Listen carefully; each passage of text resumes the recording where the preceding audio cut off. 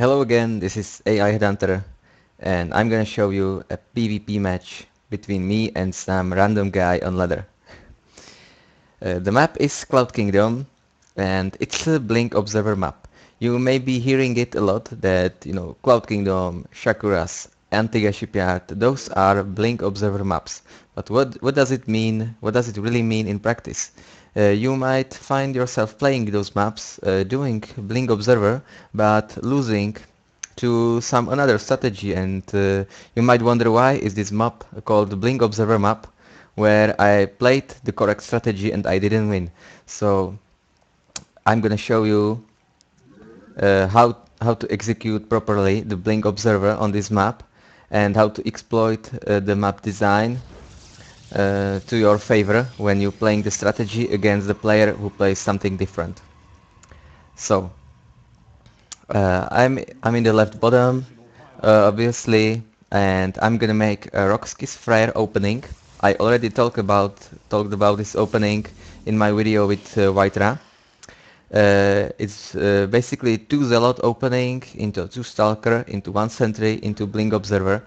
It's very safe, it's mineral heavy because you start to mine your gas a little bit later. But I really liked it. I'm used to play this. I'm used to playing this build on such maps as this, the Blink Observer maps. So it's working out for me. I scouted my main, I scouted my natural, I'm gonna scout my third for potential proxy gates or something cheesy. And then I'm gonna back off my probe, not scouting the opponent main. So I harvest a little bit more minerals. I let my opponent to make something. He can make, for example, a Robo or Stargate or Twilight right after the Cybercore without the need for wait for Stalker, because obviously my probe is not there, I won't be able to scout it, but it doesn't matter. I'm gonna play Blink Observer, which is the best strategy on this map, and I would be playing this strategy anyway, so here it is. I have 2 probes on each mineral, and then I'm rallying my probes into the gas, into the first assimilator.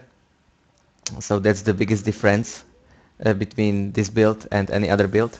I try to surround this scouting probe, which would be very good because he wouldn't see I'm making a double zealot, but he stopped his probe. I expect him to go through my mineral line, so I lost some mining time, and he's maybe laughing a little bit, and he's tried to do this again, but I'm not falling for it again. So his probe got out and didn't see my double zealot opening. So that's maybe good because players who know this opening, the Rockskiss Frere opening, could take a good guess that if it's two zealots, I'm gonna follow up with Blink Observer, and he knows there won't be any free gate for gate aggression or some cheesy shit. So, 1 zealot to hold the Xelnaga, second zealot to hold the other entrance to my base, because I need to deny some proxy pylons. He has a quite early zealot, chased me out from the Xelnaga, so I need to regroup, and I need to fight this army because it's closer to my main than his main, so my reinforcements will be earlier here, and it should be effective for me to fight here. But his 2 stalkers are really early. He must have chrono boosted them, so I'm not in such a good position because I'm gonna lose my zealot for sure. But I was able to kill his zealot first, so the exchange will be equal. And right now my other stalker is here, and he's messing up his micro, and I will be able to kill 2 stalkers and save my zealot. So obviously my opponent's uh, it's not very good. Maybe I guess he's high master or something, but this was a pretty big mistake, and it allows me to do whatever I want in the beginning. But at least he wounded my stalker with his another 2 stalkers. Uh, you can notice I switched them up so the healthy stalker wouldn't, mm, you know, delay the hurt stalker, so he can block him, like, you know, so I can save them both. Right now I'm making blink, making a robo, standard stuff. On the production tab, we can see my opponent is expanding and making a robo, so he will be making some immortal sentry expand, which is a good build on another maps like, let's say, Daybreak, Ohana and such maps where you can't easily blink in your opponent's main. But this is not the case, and I have to abuse the fact that I can blink in his main, and I have to make some damage to equalize the game. I cannot let him expand and get ahead economically.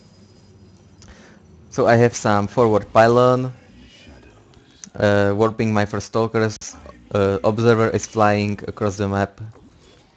I have full saturation on my main. It should be 28 probes. And I'm also making an expansion because the Rockski's Friar build is really good in gathering a lot of minerals early.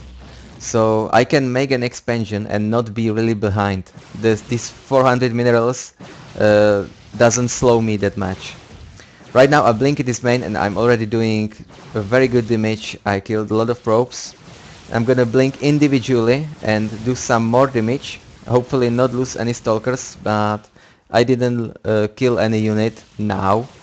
I only made some hit point damage, so hopefully I will be able to finish the units off later.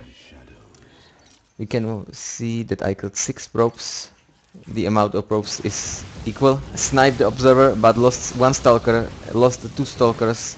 Not very good exchange. Will be forced to blink out, and I sent 1 stalker to his expansion to focus the probes, but I accidentally backed it up because he was in the group, so I think I killed like 1 probe maybe. And right now when I see he's going down, I need to blink up. I need to abuse his immobility, and I need to do it really fast. There must be no hesitation while you see these opportunities. You see his army elsewhere, you blink in his main. That's what you have to do immediately, because you have only a few second window before he gets up again. So blink up, kill few probes, blink down. When he's up, you go to his expansion, kill 1 probe, 2 probes maybe, and destroy a pylon and go back. And you can see the supplies are even, my expansion is up, I'm keeping the pressure on, and I'm already doing fine in this game. And again, he was out of position, I blink in his main, focus down the probes, and I'm doing really good damage. I will be probably losing my observer. No, I focused even his observer, and I'm gonna blink individually again, hopefully kill some zealot in the process, but really good force fields, trapping 3 of my stalkers, and two were saved, 1 was badly hurt. So at least he killed some stalkers. The force fields were pretty good, I didn't expect them, but I'm very much ahead, 10 supply ahead. I'm having 2 gases on my expansion. That means the gas income is very good, and I can transfer to Colossus. Good force field by my opponent. We didn't really see it because I didn't see while playing, but he killed my 2 stalkers thanks to 1 force field. So this was very effective force field, and at least he's doing some damage. Right now I'm not having a vision in his main, but I'm taking a guess. He has a good army, he stabilized the game, and I won't be able to do some really big harass damage, but I'm feeling I'm economically ahead because he can't have so many probes and that big army when I did so much damage. So I focused observer but lost stalker. That wasn't really a good exchange, but I can afford to lose my observer right now when I need to keep the pressure on, I need to watch his army, I need to be prepared for counterattack. So to trade one stalker for observer is fine in this particular situation, even though the observer is cheaper. So my supplies are up, are higher. I am making double Robo Colossi, and he's not counter-attacking. If he was attacking like 30 seconds ago, I would be in trouble because there won't be Colossi on my side. My army was kinda low, and although I was ahead economically, it would be really dangerous for me to defend his counterattack. But he didn't do it. He didn't want to leave his main because of the constant threat of my blink stalkers blinking up in his main, obviously, you know, forcing base trade or something. Always good when you have higher mobility units. Right now I'm trying to do some damage. I didn't lose any stalkers, so it was pretty good. I damaged one zealot, so you know, it's the least I can do with that low amount of stalkers. I'm making a single upgrade, you know, double upgrades not really useful in PvP. It takes a lot of gas, and the armor it's not so important. You need to spend all your gas in Colossi and then Archon. In Colossus Wars, when you have like 6 plus Colossus, having 2 Archon in the front, uh, really necessary, really good in every Colossus fight, because when Colossus attacks the Archon, the Colossus is not doing splash damage, and the Archon really high HP. So really good unit in Colossus Wars. He's adding second Robo, which I obviously don't know, but I'm thinking about scouting his base. I need to know his transition because the game got slower now, and I need to check what he's doing. I'm not even sure if I'm ahead or not. Well, I'm sure I'm ahead, but I don't know how much. So I'm not risking by some hasty attack that I could lose. I'm rather taking my third base, and I know that he's not having a third base, and I will be having a third base. I will be very much ahead, and I think I will be able to defend his 2 base all in. What's the most important thing in taking third base are the gases. 6 gases, you know, big difference in PvP. Because the Archons. Archons don't cost many minerals, but they cost gas. So this is the most important thing. I sneaked an observer on the side, but he noticed it. So very good snipe by him, really good that he noticed the observer. But still, I was able to check his main, so I know it's double Robo Colossi. It's not, I don't know, some crazy Stargate or one Robo and many gateway units, many Archons. And obviously I am a little bit afraid of DTs, so I put cannons in each of my base and 2 cannons at my third because it's more vulnerable to attacks. And I'm making my charge +2 attack and Templar Archives. I will be able to warp some Archons, hopefully in time. I lost my Stalker, my reaction wasn't the best, and I'm gonna lose another Stalker because I'm not paying attention, and if you saw the minimap, you saw that I lost another Stalker. But my third base is up for some while. I have fair amount of gateways, 10 gateways, and I think I will be able to defend.